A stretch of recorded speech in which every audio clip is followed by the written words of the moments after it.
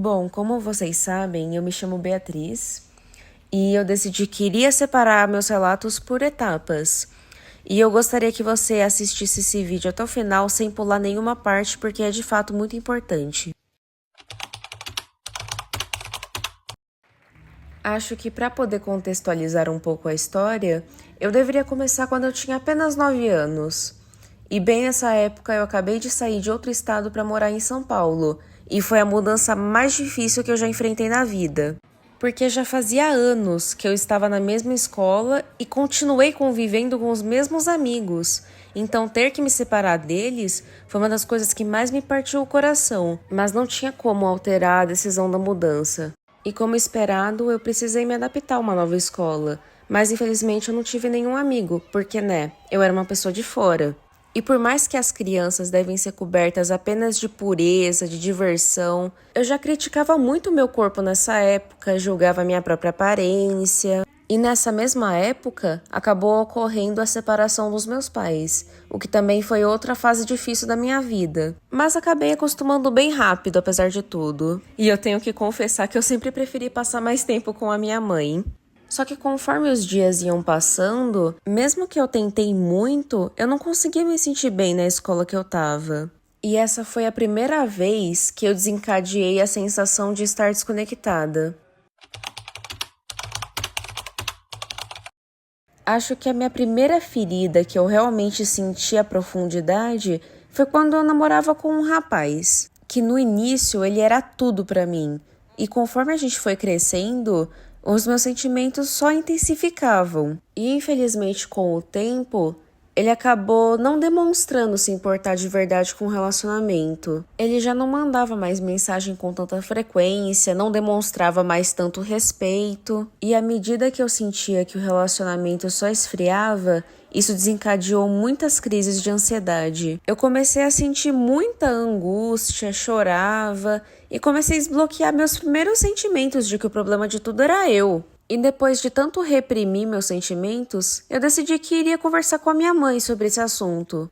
Naquele momento, eu só conseguia enxergar a minha mãe como minha guia. E a minha mãe disse que, acima de tudo, eu nunca deveria agir no impulso.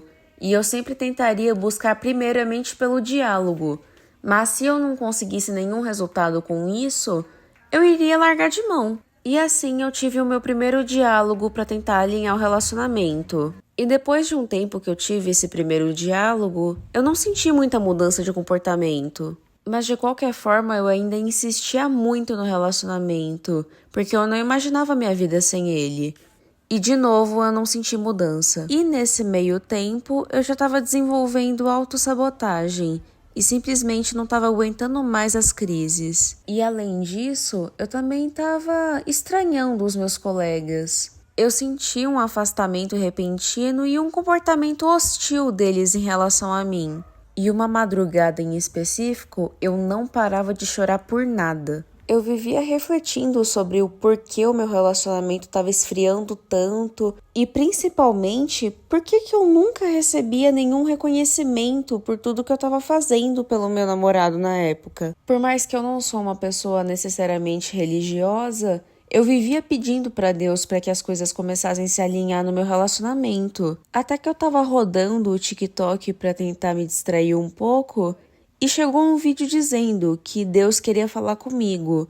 E o vídeo dizia o seguinte: minha filha querida, eu te amo muito, mas nem sempre eu vou fazer aquilo que você me pedir, e sim aquilo que eu achar que é melhor para você. Eu lembro que eu tinha 14 anos nessa época. Dito isso, eu corri para o quarto da minha mãe e ela me acalmou e me deixou dormir com ela naquela noite. E foi aí que eu enxerguei que o melhor a se fazer era terminar o relacionamento de uma vez. Até que, parando para analisar toda essa situação, eu vi que eu não terminava o relacionamento, mesmo que eu já havia me magoado muitas vezes, porque eu tinha desencadeado a dependência emocional. Só que de qualquer forma, ter cortado os laços e aquele vídeo de supostamente Deus conversando comigo Tudo aquilo me deu uma calmaria muito grande. Só que com o tempo, o afastamento dos meus colegas que não tinha explicação, ele foi ficando cada vez mais intenso. E basicamente as únicas pessoas que eu podia contar era minha mãe e os meus 2 amigos, que não estudavam na mesma escola que eu. De qualquer forma, eu pensava que eu era um fardo e que eu nunca deveria ter nascido.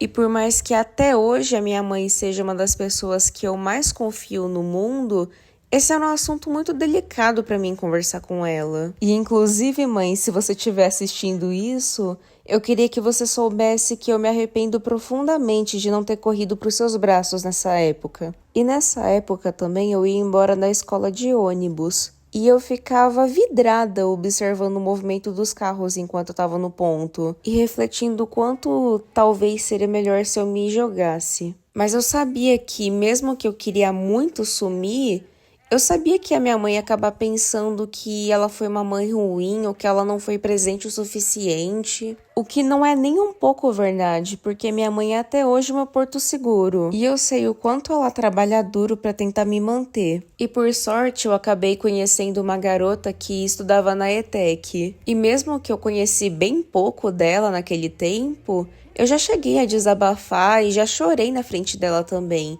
E ela também foi uma das pessoas que mais me salvou dos pensamentos suicidas. Olha, pra ser bem sincera, 2022 foi um dos anos que mais me assombrou na minha vida, pode ter certeza.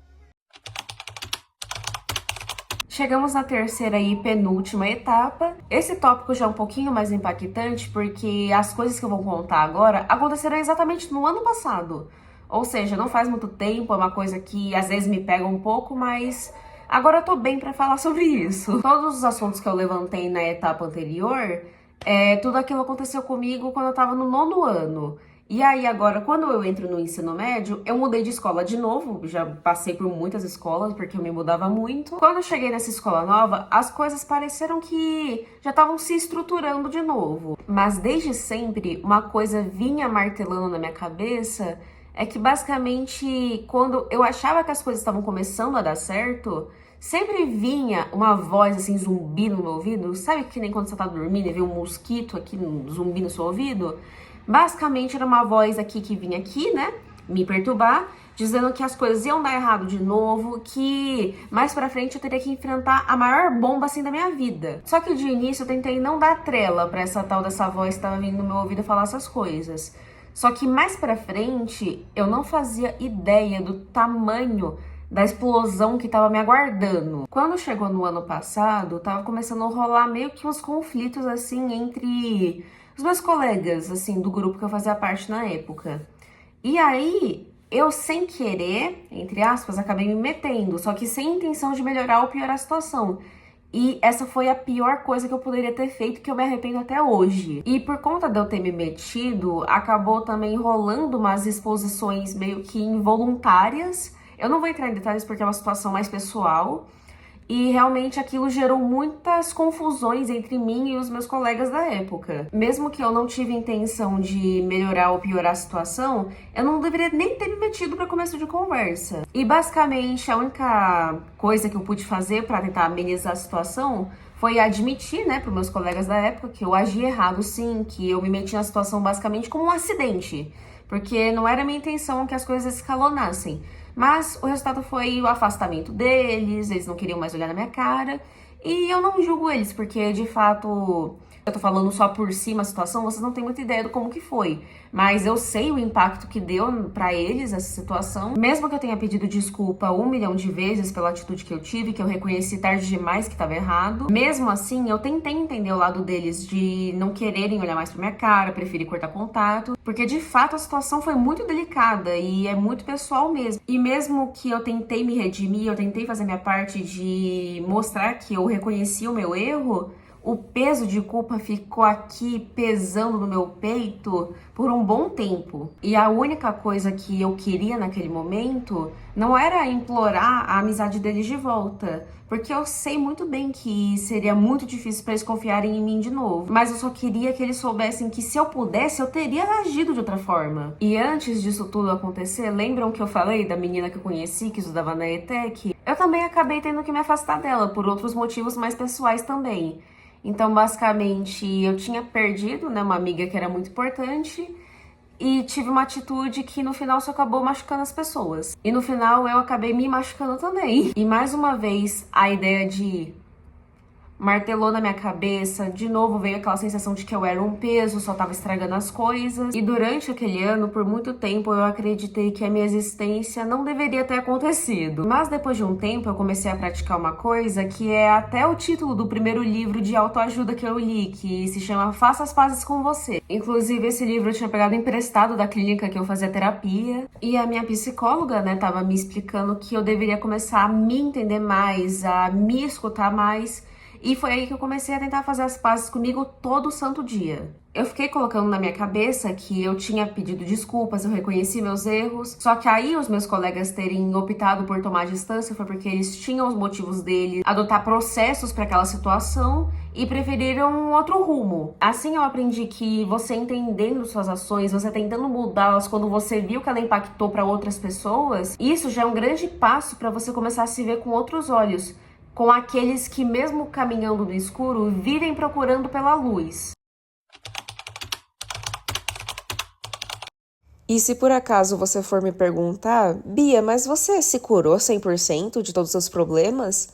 E eu vou te responder o seguinte: é claro que não. Por mais que pareça até pessimista dizer, é que na verdade a gente nem sempre vai conseguir se curar 100% de tudo. Então não estranhem se, mesmo vocês terem passado por muitos processos de cura, tenha algum dia que vocês possam ter alguma recaída. Às vezes ela pode servir como um aviso que a gente precisa respeitar o nosso tempo. Por mais que a gente sempre deve se manter de pé, quando a gente não conseguir, isso não significa que a gente fracassou, mas que a gente deve respeitar nosso tempo até que a gente consiga se estruturar de novo. E uma coisa que eu aprendi muito esse ano, que inclusive eu tenho amigos maravilhosos hoje em dia, e que já aconteceu de rolar alguns conflitos, mas isso nunca impediu que a união ela continuasse sempre mais forte. E eles me fizeram entender de verdade que a gente deve sempre ouvir o lado um do outro e que se você entende realmente o seu erro, você deve pagar com mudanças reais, não somente com pedidos de desculpas. E aí tudo volta ao normal. E se caso verem esse vídeo aqui, cada memória construída com vocês, eu com certeza vou guardar pro resto da minha vida.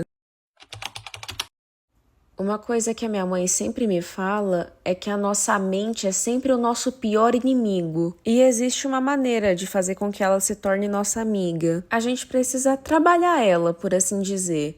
E lutar com o peso todos os dias já define a nossa força diária. E por mais que muitas vezes a gente não quer nem levantar da cama, mesmo assim a gente levanta, porque sabemos que é mais um dia de batalha. E depois de um dia ruim a gente pode parar e pensar: calma, amanhã eu tento de novo. E eu sei, existem os momentos que você não vai sentir nem vontade de tentar outra vez. Mas agora eu quero que você use sua imaginação. Imagina agora que, independente da situação que você tá nesse momento, e que você sentiu que se perdeu. Faz de conta que essa situação é como se fosse uma trilha no meio de uma floresta que você tá percorrendo. E você tá tentando encontrar o fim da trilha para chegar no seu destino. Mas chega num momento que você pensa que não faz mais sentido você continuar caminhando. Até que de repente você se depara com vários atalhos para poder chegar ao fim. Só que você vai parar e pensar: mas qual que é o atalho mais seguro? E uma coisa que você precisa saber é que nenhum atalho tem garantia de segurança total. Um atalho ele pode tanto aliviar sua jornada, mas também te proporcionar mais 1000 obstáculos. Então nem sempre acaba importando você fazer a escolha certa. É justamente você entendendo e tendo preparação para os próximos desafios